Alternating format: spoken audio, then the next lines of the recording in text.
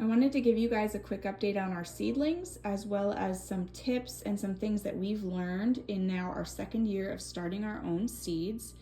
You can see our tomatoes here are growing fantastically. We started these seeds a month ago, and this is a month's growth. So we're really excited about the progress of our tomatoes. I will say they may end up getting to a point where they're so big that I need to repot them. So I think next year I would plant them maybe a couple weeks later than what we did this year. We also started basil and chamomile. The chamomile is doing really well, and I'm probably gonna need to repot some of those. The basil took a really long time to germinate. I think I just had some bad seed. So I went ahead and replanted with some different seed, and they've started to come up, which I'm very thankful for because we use a lot of basil. We have struggled with getting peppers to germinate. So Caleb did some research this year, and we kind of improvised a little setup here. We found out that peppers really need warm soil in order to germinate, somewhere between 80 and 90 degrees.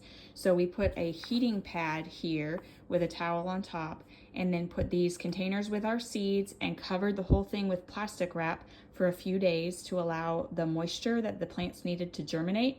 And then once several of them started sprouting, we removed the plastic wrap, and now we have all kinds of peppers sprouting.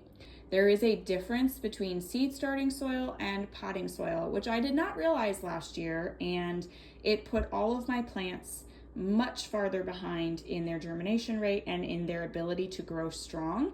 We use a spray bottle at the beginning when they're first starting to sprout or for germination, but it's a lot easier to be able to every few days fill up one of these trays. We have these like foam inserts in here, and we fill it up with water, and then the plants, it send their roots down to get water, which helps kind of establish those root systems, and then they're self-watering at that point, and you just fill it up every few days with some water. And if you're wondering about whether the plant lights are necessary, if you use sunlight coming in through a window, your seedlings can very easily get leggy because they're reaching so far for the light. The way that Caleb built these racks, the lights can be adjusted to different levels. So when we were germinating the seeds, the lights were down here, and when they were really, really little and had just started sprouting, the lights were a lot lower and closer to the plant, so that as they reached for the light, they weren't having to reach so far. And then once they got bigger, we were able to move the lights up to the next level. I hope you enjoyed a little peek at what our seedlings are doing, and we're excited to see them continue to grow.